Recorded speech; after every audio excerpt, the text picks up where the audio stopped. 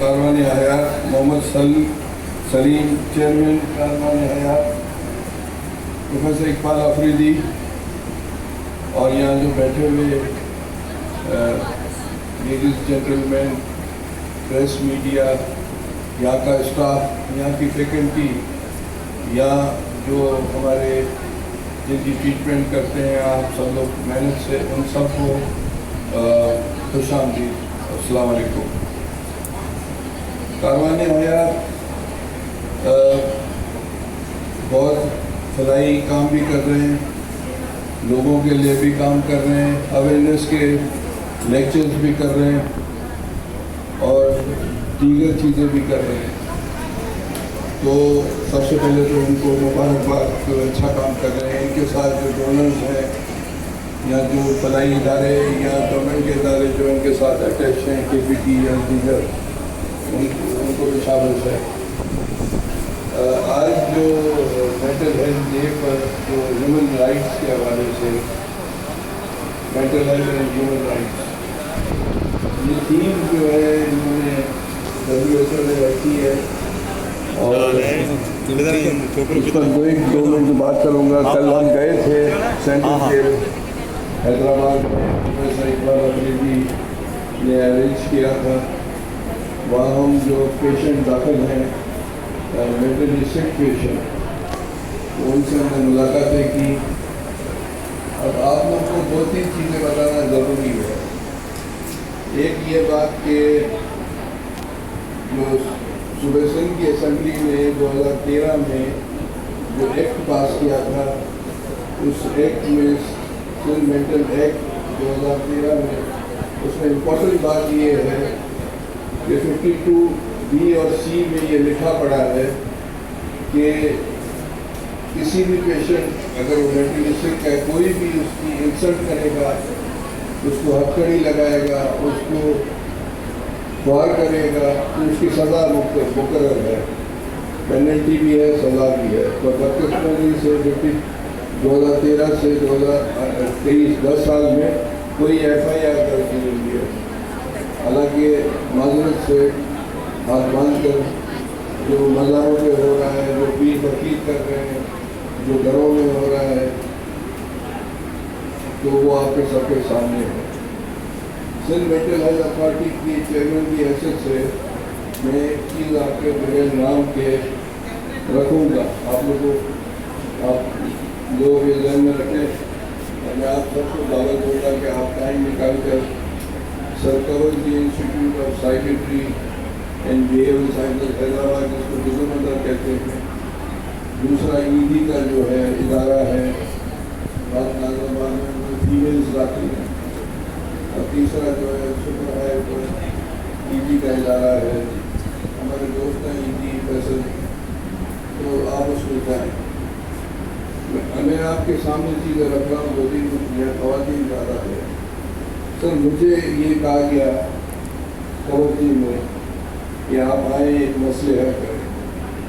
سر میں وہاں گیا، وہاں مریض ایک داخل تھی، ینگ لڑکی تھی، اور میڈیکل سپرنٹینڈنٹ نے کہا کہ بائیپولر سے آئی تھی اور نہ چیز ہو کے، اور اس کے جو پیرنٹس کون تھا نام نہیں لیتے ہیں، کوئی سیشن جج تھا۔ سیشن جج refuses to take that daughter ہے۔ میں نے سیشن جج کو ہمدے کرنے کی کوشش کی، کوئی رزلٹ نہیں ملا۔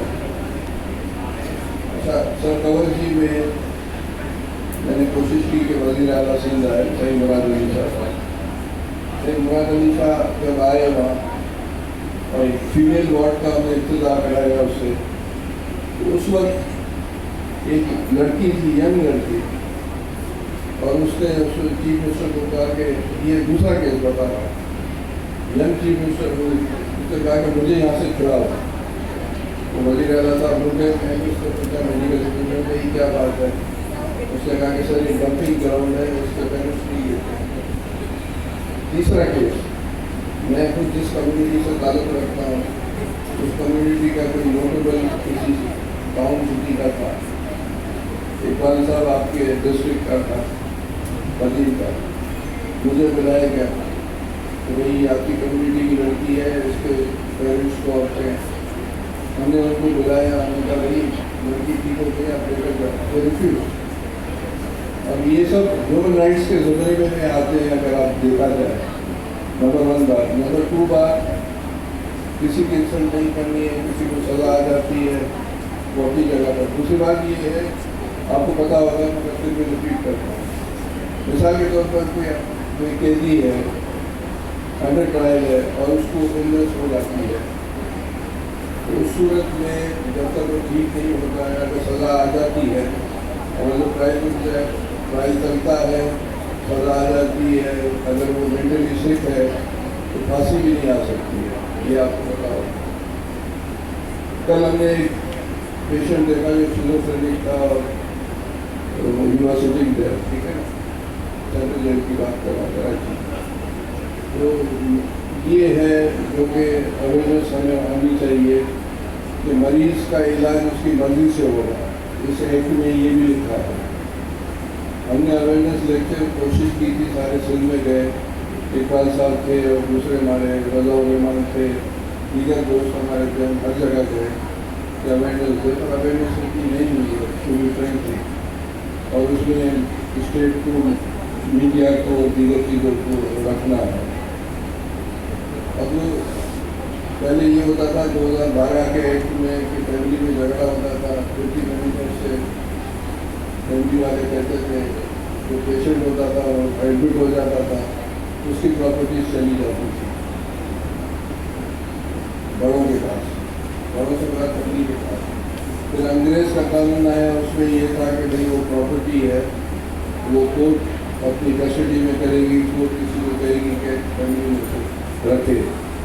मैं जब स्पेशलाइजेशन करने गया सर कवजी में, तो ट्रेनिंग करने को उधर हमने बड़े केसेस बलूचिस्तान और सुबह के, कराची के, एरियाज के हमने देखे हुआ। तो ये भी ह्यूमन राइट्स के ज़माने में आता है। तीसरी इम्पॉर्टेंट बात, आज का प्लेटफॉर्म इस्तेमाल करके आप सब पढ़े लिखे लोग हैं, और जो हमारा 73 का कॉन्स्टिट्यूशन है उसमें ये है, सारी दुनिया के कॉन्स्टिट्यूशन में है, जो एक्ट पास हो जाता है, असेंबली एक्ट पास करती है, उस एक्ट को न सुप्रीम कोर्ट, न हाई कोर्ट, न शरीयत एपीलेट कोर्ट, न शरीयत कोर्ट सेटिस्फाइड खत्म नहीं कर सकती। पाकिस्तान की तारीख में 3 ऐसे केसेस हैं जिसका मैं जिक्र कर रहा हूँ। जुल्फ़िकार भुट्टो ने एक लैंड रिफॉर्म्स किया 72 और 77, जिसमें लैंड ओनरशिप कम की गई, जिसके 10,000 एकड़ थे वो कम होकर हर आदमी के पास, हर फैमिली के पास 500-700,000 एकड़ रह गई थी। वो लैंड रिफॉर्म्स 3 हुए, एक अयूब खान, 2 जुल्फ़िकार भुट्टो थे। वो लैंड रिफॉर्म्स को चैलेंज किया गया शरीयत कोर्ट। तो शरीयत कोर्ट में ये लैंड रिफॉर्म्स 99 में सेटिस्फाइड हो गए। अब हर आदमी कितनी भी लैंड रिफॉर्म्स के लिए लैंड कर सकता है, तो कहते हैं कि भाई ये जायज़ नहीं है। Number 1 case. नंबर 2 केस, अभी ट्रांसजेंडर का बिल इत्तेफाक से ये गुनाह मैंने ही किया था, जो नेशनल असेंबली और सेनेट में पास हुआ। उसमें से एक रिमूवर मैं था, 2 और खवातीन थी सेनेटर। फिर नेशनल असेंबली में पास हुआ, फिर लॉ ऑफ लैंड बना 2019 में, वो चैलेंज हो गया। वहाँ क्या शरीयत अभी वो सेटिस्फाइड हो गया उसकी, उसमें ये शिके सेटिस्फाइड हुई कि भाई मिसाल आज मुझसे कोई पूछता है ना, कौन मैं करता हूँ कि मैं मर्द हूँ, या किसी खातून से पूछे कि भाई आप खातून में आगे नहीं, खातून में देखूँगा बस। इसी तरह ट्रांसजेंडर का था कि वो लड़की है तो ट्रांसजेंडर हर आदमी का ट्रांसजेंडर नहीं है, और वो सेटिस्फाइड हो। ठीक है, अभी जो दूसरा गुनाह का काम मैंने किया 325, जिसमें जो सुसाइड करता है, एक तो हलाक हो जाता है, जो बच जाता है उसको जो है अपना सज़ा 1 साल और पेनल्टी है। ये अंग्रेज़ के कानून लाए लेकर आए थे سال پہلے، اور انہوں نے 1961 میں ختم کر دی. ہندوستان نے 4-5 سال پہلے ختم، 8-9 سال پہلے یونائٹیڈ اسٹیٹس کے ختم ہو گئے.